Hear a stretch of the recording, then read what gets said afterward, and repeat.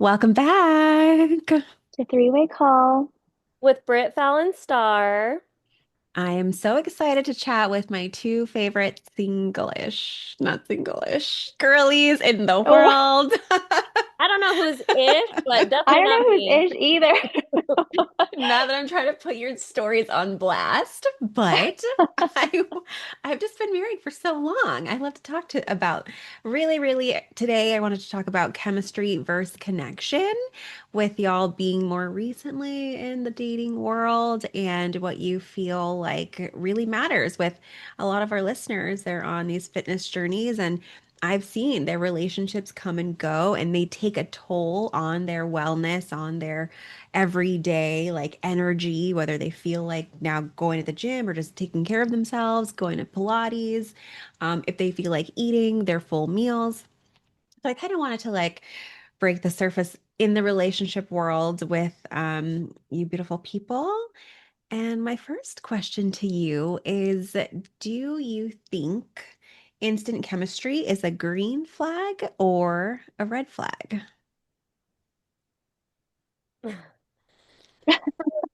For me, I feel like I honestly can't base it off being a green flag or red flag. One, I feel like obviously you're gonna want to have chemistry right off the bat. Like, hello, you know what I mean? Like, you're not gonna want to continue to talk to somebody you don't feel any chemistry with. But at the same time, I feel like just because you have chemistry with someone doesn't mean that there's a connection. Absolutely. I agree. Like, yeah, you do want the chemistry, but the real chemistry comes when you get to know the person a little bit more and hmm whether or not you're compatible. Chemistry is irrelevant to compatibility to me. Yes. Tell me more about that. Oh, I don't even know how I would explain it. So I think it's just because chemistry is can come off very surface level at first. You know, you're attracted to someone, maybe their pheromones, and you can have that instant like, wow, we have chemistry, we vibe really well. And then you figure out that maybe they don't really like the same things you like, or they're not into the same stuff. Maybe it's morals, maybe it's what you want for your future, what they want for theirs, and that's compatibility. So it wouldn't matter how much chemistry we have if it's not going to work, like it's just not going to work. Can you please give us an example?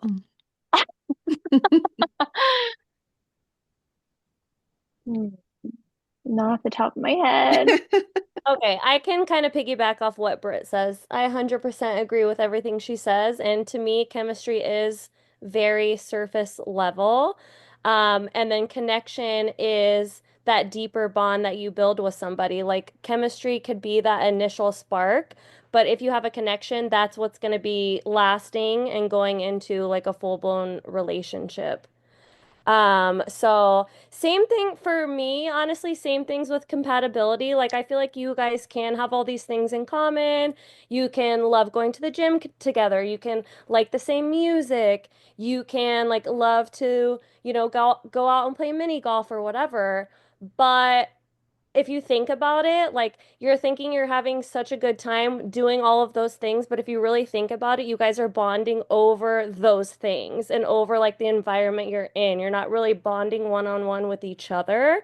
Like just because you guys like the same things doesn't mean that you have a deep-rooted connection, in my opinion. Like I Yeah. had my ex, one of my exes, him and I were best friends. And this is a great example. We loved doing the same things. We loved going to concerts. We loved going to basketball games, to hockey games. We worked in the same restaurant together. We had the same goals. We had the same vision. We wanted to move to the same city. We moved to LA together. Like, he literally was my best friend. I'm like, this is my person, 100%. And then, long story short, we ended up not staying together because we actually didn't really have a deep-rooted connection. I was lacking that emotional connection with him, and it took me a while to figure that out. And, as much as I love him and he's literally the best person ever, we just did not have that deep-rooted connection that I needed. There was no emotional connection for me, and I wanted something deeper than just all of those like surface level things. Yes, and I 100% agree with what you gals are saying, the difference between that chemistry and connection and how connection is so much deeper than anything else, but I cannot be the only one who has continued to pursue someone just because the chemistry was good. But in the back of my head, I Okay. feel like you girl knew connection is not really there, or is it like going back and forth? Is it, or is it, or is it, or is it? Getting confused with the chemistry part of it all.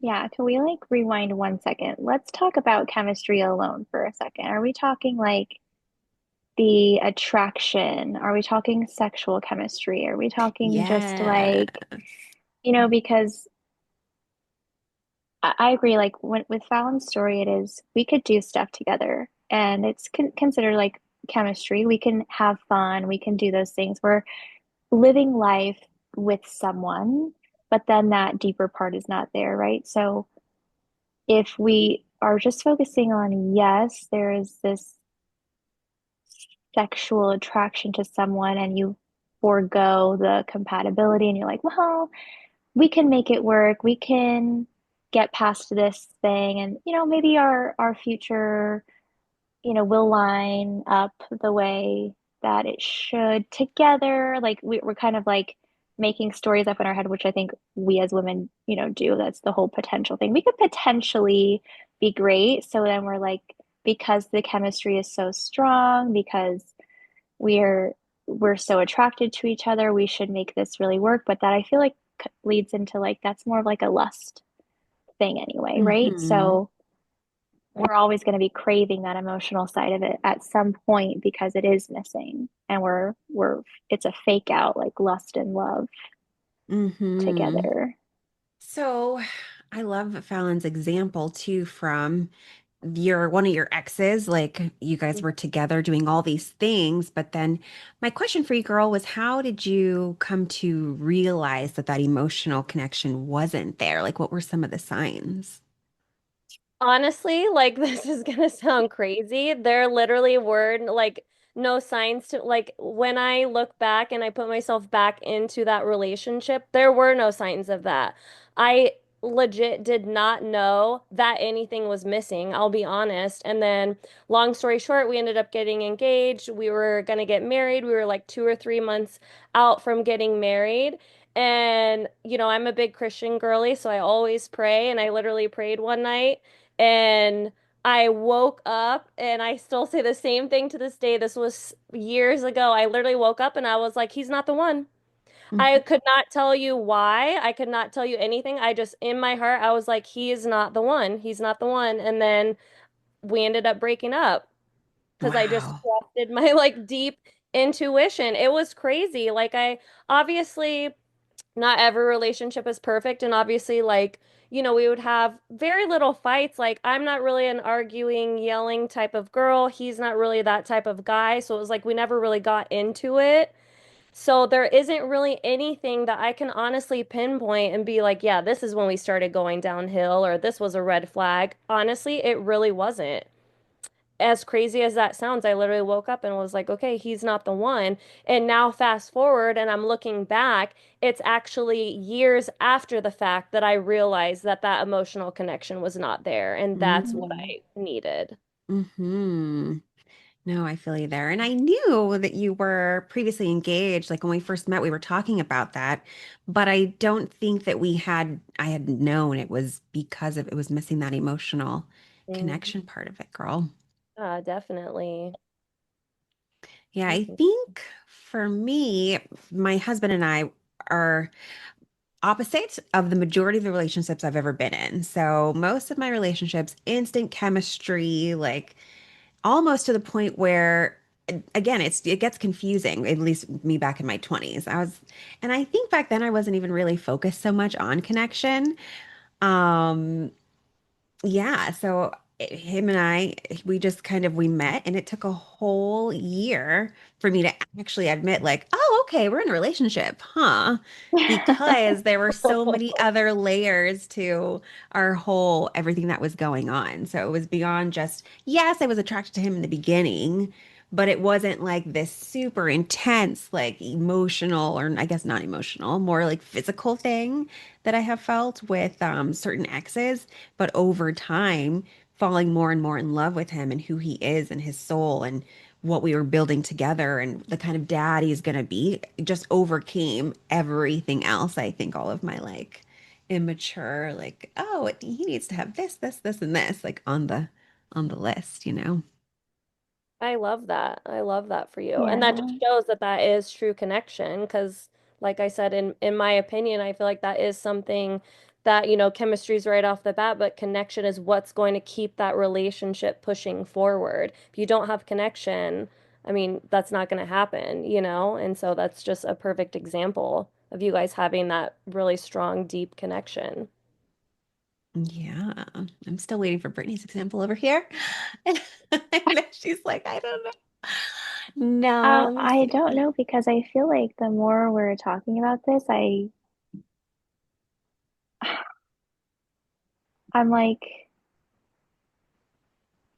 it's because I'm like, I can't remember the last time I felt like I had a lot of chemistry with someone, honestly. Really Yeah. interesting. According And to if my I can think like, recollections. like Like, according to my my, notes here, from all the conversations we've had together, you told me otherwise. no, okay, so there was this guy, yeah, I guess, and we had really good chemistry. We hit it off really well. I thought he was very attractive. We were obviously very attracted to each other. Um, and so I went into it knowing or telling myself like this isn't going to be a relationship because of the circumstances we were under. But I was like I couldn't like the urge for him, I don't know how to say that, was like so strong. So I was like, something has to be there. And this is where I feel like things can get a little bit twisted, right? Because you're like, something has to be here for me to feel this way. But again, it's just that like lusty feeling, that attraction that's like once we started to get to know each other, I was like, we wouldn't really actually work out like as a couple, you know? And so, but and genuinely like thinking back, like my ex, my most recent one, Mhm. I had to I had to try to be attracted to him for obvious reasons. Um, but Maybe she'll let the listeners know on a different day. and then like the chemistry did come eventually, like it was there eventually, but again, like I chose it, I feel. And then I think back to like my ex-husband, like I was attracted to him, but it like I feel like that was again something we built. And it wasn't like this pull of, oh, we have so much chemistry, let's be together. It was I'm attracted to him, he's attracted to me, but like I don't think any of my relationships really started like with just the pool of chemistry. Yeah, exactly. And that's kind of the funniest thing because I'm thinking of all the guys I ever dated. Like when it was the chemistry was overpowering, that's when it usually went the worst. I Mhm. was like, this is going Yeah, downhill quick. because that D was good. Yeah, speaking of, do you guys feel amazing sex has ever blurred the lines with compatibility as well? Yeah. 100% for me too, actually. I have a funny story. So back, well, this was like maybe 10, 12 years ago, mid 20s-ish, clearly before Hez, I was in love with this DJ at the bar that I worked at, which is pretty normal actually, per my records. But boy, crazy about this guy, even though I knew deep down he was more of a player. I could tell he was probably like talking to a lot of the gals that either worked there or came in there, didn't matter. But somehow, some way, him and I were constantly like together. And so I'll never forget one time I was hooking up with him at his house, and all of a sudden, I kid you not, his bed is next to the window, and I hear a loud banging on the window. Oh And I shit. look out, and it's this girl like yelling and crying. And I'm like, what the hell? You have a girlfriend? Like, I have been at least hooking up with you for like over a month now, like officially. So I Wow. got my shit, ran out the door because I was not in like the best part of LA. So Mm. a little bit like, let me just get out of here quick. I don't want to like get into a fight with this chick over. I've never been in a fight. Don't hurt me. But definitely like letting just the sexual chemistry, the hookup itself, really blur the lines between there's nothing really being built here. Like we're just kind of like in this motion of, you know, of this and that's it. But I think there's different levels for different people, right? Some people are just looking for the hookup experience. And I think when I was younger, I told myself, oh, I'm just looking for the hookup experience, maybe. And maybe I was for a little bit, but I would always eventually be looking for more. And that's when it was like, okay, well, that's not gonna work. Oh, yo. Yeah, I think it's really important to not be afraid to ask like those. I don't even want to say they're hard questions because they should be easy questions, but they're questions that I feel like most of the time we don't want to ask because deep down we know like their answer is going to tell us whether like this can move forward or not, or it may be the Yeah. answer that we do or don't want to hear. And a lot of us are Right. like, we found something, we really like this person, we're attracted to them, like let's just write it out, let's just see how this goes.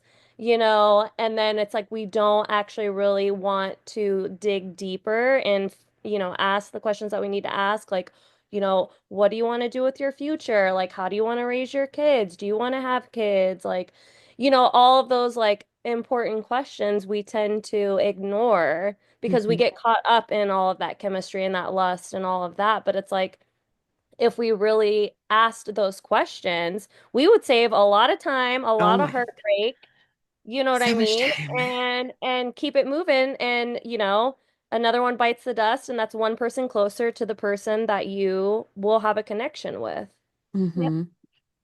That's spot on, girl. It saves so much time. So, I guess when it comes to relationships and being on this journey of evolving and really just coming into our best versions, I find, as I kind of mentioned before, some of my clients will really have the impact of the breakup affect them emotionally. So then it sends them on this downward spiral. Have you guys ever felt like that, or do you have any tips for our listeners to come Oh, out of that? Because I know I've yeah. been there. Oh, yeah. I've had a few of those times. Um, It happens to First, all of us, it right? happens to all of us because I think at the end of the day, we want connection. We really, when we are, even like if it's just the chemistry part, like what we're really craving deep down is connection. And so even if it's just because it's good sex or whatever it is, like that's still how we are connecting emotionally with these people. It's Mhm. still an energy exchange with these people. So it takes a toll on you no matter what, definitely emotionally. And I think um, as someone who goes to the gym, most of the day, most days of the week, and someone who takes care of herself and is on top of her food and all that stuff, like it has absolutely impacted my day to day when I go through something heartbreaking. I think when my ex-husband and I separated, that was, my first kind of experience over, I mean, we were together for 8 years, so it's my first experience in 8 years. Hmm. And I lost a ton of weight. I wasn't lifting as much. I wasn't eating as much. I was, very stressed out. I was, it was depression. It messes with your head a little bit. And so it absolutely impacts you emotionally. But despite the fact that I wasn't eating much, I still did go to the gym. I still tried to keep my routine as normal as I possibly could given what was going on. And I think it helped that I had already had built that habit into my life. But if I didn't have that, if I didn't already have those habits in place or trying to keep those habits up, I don't want to know like what I would look like right now, how far I would have let it You go. look like how I've been for the last however long it's been. Yeah, like I don't want to know how my mental health would be at that point, but just making sure I stay on top of it to some degree. Like having my routine helps me through everything. Having my habits like that helps me through everything because so long as I know I can wake up and drink my water in the morning, take my supplements, have my breakfast, like I'm good. Hmm. I'm still doing what I need to do to take care of me. And Hmm. I think that's very, very important for anyone going through a wellness journey, fitness, weight loss, whatever it is, because Hmm. this is now your lifestyle. Hmm. And these things are first to get put on the back burner. Hmm. But if you're serious about them and this is a life you want to live, you'll keep them at the forefront and they will get you through what you need to get through. Yeah, yeah. And I always just say and remind myself even through hard times of like, even if I just do a little bit's enough. It might not be Mhm. perfect. Like the whole routine might not be in play with the morning and the evening and the full hour, this, that, and the other. But if I can do a small chunk of, like you said, let me get my water in, let me get my steps in, some small part of that journey that is now built into the lifestyle, it just gets easier to stick with it, even though we might be so heartbroken or we might be so distracted by something else that's happening in our life. But yeah, I agree. It's a lifestyle. Mhm. Yeah. Yeah. And no foul. She would not look like you, girl. Yeah, I Right. was gonna say I can obviously say yes, I have been depressed, still going, I'm on the back end of it now, but honestly, I mean I could save that for a whole nother episode because mine is like pretty traumatic depression, but so Yeah. I won't, bring us down tonight, but Oh I will no. say agree with you ladies. That definitely helps. Just at least do one thing that would make you feel better or whatever. And then also, I think it's important to understand that it's okay to just feel through your emotions, and we're supposed to, right? We're Hmm. supposed to feel our emotions and push that energy out of our body. And the more we keep it bottled up, the longer we're going to stay that way, the harder it's going to be. So I feel Hmm. like it's important to just know that it's okay to just cry. If you feel like you need to cry, just cry and then keep it moving. Do, something that will make you feel better right after or whatever. Yeah, I like that. Release, let go. And I think Tiffany Haddish actually has this quote that I love to remember. And she's like, let yourself feel, cry it out, give yourself 5 minutes, and then get up. This is what she tells herself. She gets up and then she keeps moving, she keeps it going. And, point is giving herself the time and the permission. And then what's next? Gotta pull I ourselves out love of that. it. I was just actually listening to her on the radio this morning. I love Tiffany Haddish, big Tiffany Haddish Yeah. fan. What's up, girl? We love you. Hey. But I was listening to her and she actually, I mean, this is kind of off topic, but side note, she like brought me to tears on my way to work because they were asking her about her background and obviously like she was saying she didn't come from any money, she didn't come from anything. She grew up like in the hood, but she was like, now I own the hood. She's like, I own all the neighborhoods. I own all the houses. I own all the land. She's like, I literally own the hood. So she's like, now I can, make it a better place and do Mm. all these things. And she was literally crying on the radio talking about it. And I was like, oh my God, this is so amazing. Wow. Love Oh her. I gosh. Yeah. love her so much. She really is just a rock star. Mm. Okay, I think I have one last question for y'all. Let's see. Okay. Would you rather have insane chemistry and chaos or steady love and comfort? The latter for me. I'm good on the chaos. I I do Literally. think not want that ever again. old version of Star, chaos driven. I Yes. was telling Brittany this recently. Like, that was just, if it wasn't chaotic, I didn't know what was going on. I thrived off of it. But I grew out of that. Thank God. I think most people do thrive off chaos, though, to be honest, you know. Mhm.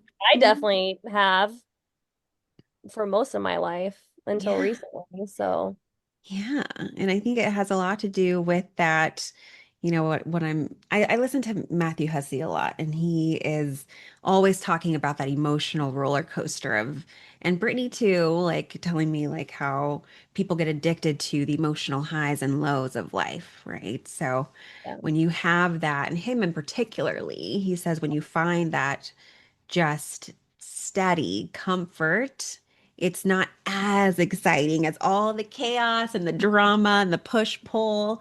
So it doesn't feel natural and it makes you Mhm. think this isn't right.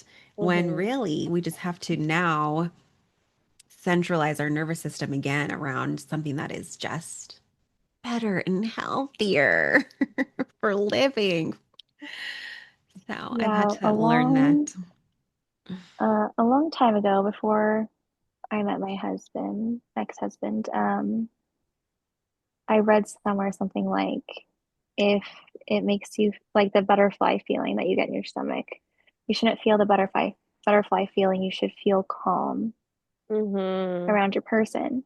Jeez. And I think the first time I ever experienced that calmness was with my ex-husband.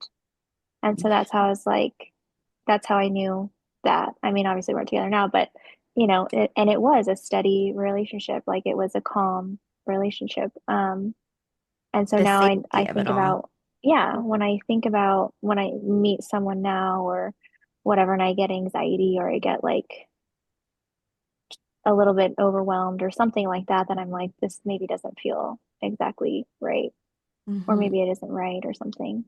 But again, it could always change once you get to know somebody because we have now trauma. But Hmm.